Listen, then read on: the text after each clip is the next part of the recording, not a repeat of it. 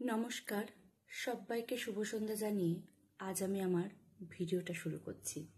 এই ভিডিওটা করার পিছনে আমার একটি উদ্দেশ্য আছে।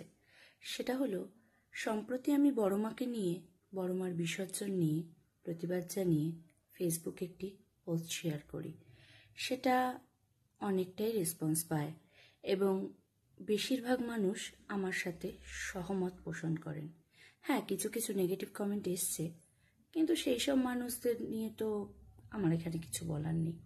আমার যেটা বলার সেটা হলো যে এই নিয়ে 2 বছর আমি নৈহাটিতে বড় মার নিরঞ্জন দেখার সৌভাগ্য পেয়েছি। এর আগে আমি দেখিনি, যেটুকু দেখেছি এই সোশ্যাল মিডিয়ার মাধ্যমেই। তো আগের বছর আমি ওপারে গিয়ে বড় মার বিসর্জন লাইভ দেখার, মানে নিজের চোখে দেখার সুযোগ পেয়েছিলাম। এবারেও সেই সুযোগ ছিল, কিন্তু এবার শারীরিক অসুস্থতার কারণে আমি যেয়ে উঠতে পারিনি। তো সেই কারণে আমি বিসর্জনের দিন রাত্রেবেলা শুয়ে শুয়ে যখন মোবাইলে লাইভটা আবার দেখছিলাম, তো বিশ্বাস করুন, বিসর্জনের যে শেষ মুহূর্তটা, মাকে যখন জলে ফেলা হবে, তখন ওই মুহূর্তটা এমনিই তো আমার মনটা ভারাক্রান্ত হয়ে যায় যে মা আমাদের ছেড়ে চলে যাচ্ছেন, এই রূপ দেখার জন্য আবার 1 বছর অপেক্ষা করতে হবে। সেই কষ্টের মধ্যে যখন দেখলাম যে আমার বড় মাকে টেনে হিঁচড়ে মুখ থুবড়ে ফেলে দেওয়া হলো এবং কিছু মানুষ তার উপরে চেপে বসলেন, তো বিশ্বাস করুন, তখন অবধি ঠিক আছে। মায়ের পিঠ থেকে যখন শাড়িগুলো টেনে টেনে খোলা হচ্ছে, আমি আর দেখতে পারলাম না। আমার ভিতর থেকে একটা যন্ত্রণা আমি অনুভব করলাম যে কি করে বড় মার সাথে এই আচরণটা করা যায়। যেই বড় মাকে নিয়ে নৈহাটিতে এত উন্মাদনা, এত উৎসব, এত উদ্দামতা, এই কটা দিন ধরে বড় মার জন্য বহু জায়গা থেকে আমি দেখেছি, বিহার, ঝাড়খণ্ড, সমস্ত জায়গা থেকে গাড়ি করে লোকে আসছেন আমাদের এই দিক থেকে। মানে আমি এই পারে থাকি, বড় মা ও পারে, এখান থেকে গাড়ি নিয়ে কোন দিকে, কাহা পার বড় মা কা মন্দির, কাহা পার, মানে প্রত্যেকটা মানুষ কত দূর দূরান্ত থেকে আমাদের বড় মার টানে ছুটে আসছে। সেই মায়ের শেষ পরিণতিতে এইটা কি করে সম্ভব, এইটাই আমার বলার বিষয় ছিল এবং আমি শুধুমাত্র এইটুকু নিয়েই পোস্টটা লিখেছিলাম। হ্যাঁ, বড় মার পুজো উপলক্ষে আমাদের নৈহাটিবাসীকে প্রচুর সাফার হতে হয়, সেটা নিয়ে আমার কোনো অভিযোগ ব্যক্তিগতভাবে নেই। কারণ আমি জানি যে একটা জায়গায় একটা কিছু প্রসিদ্ধ হলে সেখানে আমাদেরকে কিছুটা তো অ্যাডজাস্ট করতেই হবে, আমরা সেটা হাসি খুশি মনে করি।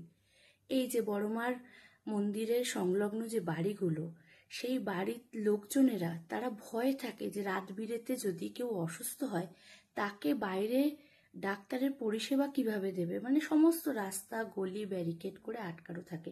হ্যাঁ, প্রশাসনকে কিচ্ছু বলার নেই, পুলিশরা তাদের নিজেদের কর্তব্যে রয়েছেন, তারা ওনাদের ডিউটি পালন করেন, তাদের প্রতি আমার কোনো অভিযোগ নেই। কিন্তু আমার একটাই বিষয় যেটা নিয়ে বলার, সেটা হলো যে বড় মাকে কিভাবে শেষ যাত্রায় ওই রকমটা করা যায়, ওটা কোথাকার নিয়ম, আমি এই প্রশ্নটাই রেখেছিলাম। তো সেই হিসেবে আমার কাছে এই কথা আসে যে ওই যে বড় মার পিঠে উঠে যারা লাফালাফি নাচানাচি করে শাড়ি ছিঁচ্ছিলেন, তারা ডোম, আর এইটা নাকি তাদের প্রাপ্য এবং বহু বছর ধরে এইটা নাকি প্রথা, এটা হয়ে আসছে। তো আমি বলতে চাই, এইটা কেমন প্রথা? যেই মায়ের পায়ের তলায় বসে আমরা পুজো করি, তার পিঠের ওপর বসে তার কাপড় টেনে টেনে খুলে ফেলার এই প্রথা আমি তো অন্তত আর কোনো ঠাকুরের বেলায় দেখিনি, আমি আর কোনো বিসর্জনে এইরকম জিনিস দেখিনি। বিশ্বাস করুন, আপনারা দেখেছেন কিনা আমি জানি না, যদি দেখে থাকেন আমাকে একটু জানাবেন, কিন্তু আমি ব্যক্তিগতভাবে এইরকম কোনো প্রথা আজ পর্যন্ত দেখিনি। আমি তো কলকাতার মেয়ে, আমি নৈহাটিতে প্রথম এসেছি, আমি নৈহাটির নিয়মকানুন সমস্তটা জানি না, কিন্তু যেটুকু জানি এবং যেখানে যেখানে আমার মনে হয়েছে যে এই নিয়মটা ঠিক নয়, এই নিয়মটা বদলানো দরকার, সেখানে সেখানে আমি বলেছি। আগের বছর আমি বড় মার সামনে থেকে বিসর্জন দেখার সুযোগ পেয়েছিলাম একজনের বাড়ির ছাদে। তো সেখানে দেখলাম যে বড় মা যখন ওই রাস্তা দিয়ে অরবিন্দ রোড দিয়ে গঙ্গার ঘাটে যান, তখন বড় মার উপরে ফুল এবং বাতাসা ছোড়া হয়। 3তলা 4তলা বাড়ির ওপর থেকে সবাই বাতাসা ছুটছে। তো আমি অবাক হলাম যে ঠাকুরের গায়ে এইভাবে বাতাসা কি করে ছোড়া হয়। তো শুনলাম যে এটা নিয়ম।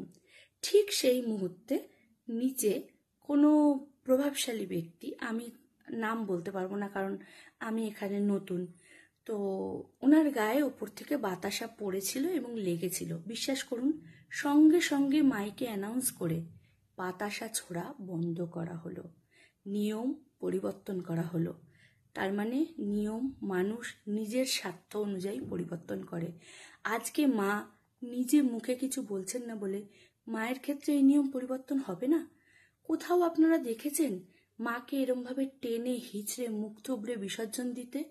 আমি দেখিনি, তাই আমি প্রতিবাদ করেছি। হ্যাঁ, আমার বিপক্ষে অনেকে অনেক কিছু বলেছে, আমাকে সহমত যেমন জানিয়েছেন, আমাকে কৃষ্ণনগর থেকে বুড়িমার বিসর্জন দেখার আমন্ত্রণ জানিয়েছেন, আমাকে চন্দননগর থেকে জগদ্ধাত্রী পুজোর বিসর্জন দেখার আমন্ত্রণ জানিয়েছেন। আমি সত্যিই ধন্য, আমি গর্বিত। কিন্তু আমার লজ্জা এখানেই যে আমার বড় মার বেলায় কেন এই অনাচার হবে?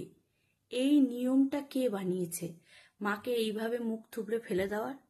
একজন আমাকে কমেন্ট করেছিল যে আমার ওই পোস্টে একজন আমাকে কমেন্ট করেছে যে এত বড় ঠাকুর কি কোলে কোলে বিসর্জন দেওয়া হবে? না, কোলে কোলে বিসর্জন দেওয়া হবে না, মাথায় করে, মাথা উঁচু করে মাকে বিসর্জন দেওয়া হবে। মা যেন মাথা উঁচু করে যান শেষ যাত্রায়, মাথা নিচু করে মুখ থুবড়ে নন। আমার আপনাদের কাছে সেটাই চাওয়ার। কিন্তু মুশকিল হলো যে আমি যেহেতু একজন সাধারণ মেয়ে, আমার আওয়াজ মন্দির কর্তৃপক্ষের কানে পৌঁছবে কিনা আমি জানি না, হয়তো পৌঁছবে না, বা পৌঁছালেও ওনারা কোনো গুরুত্ব দেবেন না। কিন্তু এখানে আমার একটা কথা বলার আছে, যারা পুজোর দিন আমরা কম বেশি সবাই দেখেছি মায়ের চরণের তলায় বসে পুজো দিয়েছেন, প্রভাব প্রতিপত্তিশালী ব্যক্তি, নামি দামি ব্যক্তি, ওনাদের ক্ষমতা বলুন বা ওনাদের আশীর্বাদ বলুন, বড় মায়ের আশীর্বাদে, আমি তো মনে করি বড় মায়ের আশীর্বাদে ওনারা সুযোগ পেয়েছেন বা ওনাদের সৌভাগ্য, মায়ের চরণতলে বসে ওনারা পুজো দিয়েছেন সপরিবারে। তাদের মনে কি একটুও ব্যথা লাগেনি মায়ের শেষ যাত্রার দৃশ্যটা দেখে? আমার শুধু তাদেরকে এইটাই বলার, ওনারা কিন্তু চাইলে পারেন, ওনাদের যদি একটুও মায়ের প্রতি কোনো অনুভূতি থেকে থাকে, ওনারা কিন্তু চাইলে পারেন মন্দির কর্তৃপক্ষের সাথে কথা বলতে। আমরা সেটা পারি না, বা আমরা বললেও মন্দির কর্তৃপক্ষ সেটা কানে নেবে না। কিন্তু যাদের ক্ষমতা আছে, যারা ক্ষমতার জোরে সাধারণ মানুষকে পিছনে ফেলে দিয়ে সামনে এগিয়ে এসে পুজো দেয়, তারা কি মায়ের জন্য এইটুকু করতে পারে না? আমার তাদের কাছে এইটাই আর্জি যে প্লিজ আপনারা যদি মায়ের শেষ যাত্রার ভিডিওটা দেখেন এবং আপনাদেরও যদি আমার মতো মনে হয় যে বড় মায়ের বিসর্জনটা এরকম হওয়াটা ঠিক না, তাহলে আপনারা প্লিজ একটু প্রতিবাদ করুন, আপনারা প্লিজ একটু মন্দির কর্তৃপক্ষের সাথে কথা বলুন। আমরা আর কিচ্ছু চাইছি না। আমি বলছি আমরা কষ্ট করব, ভিড়ে দাঁড়াবো, পিছনে দাঁড়াবো, আমরা নৈহাটিবাসীরা ওই পারে, আমি নিজে ভাইফোঁটার দিন রাত্রেবেলা 1:30টার সময় গিয়ে বড় মার দর্শন করেছি। আমরা নৈহাটিবাসীরা ওইদিকে যেতে পারি না, এত ভিড়। আমাদের তাতে কোনো অসুবিধা নেই, কোনো কষ্ট নেই, ঘন্টার পর ঘন্টা লাইনে দাঁড়াবো, কোনো কষ্ট নেই। কিন্তু আমাদের মাকে কষ্ট দেবেন না।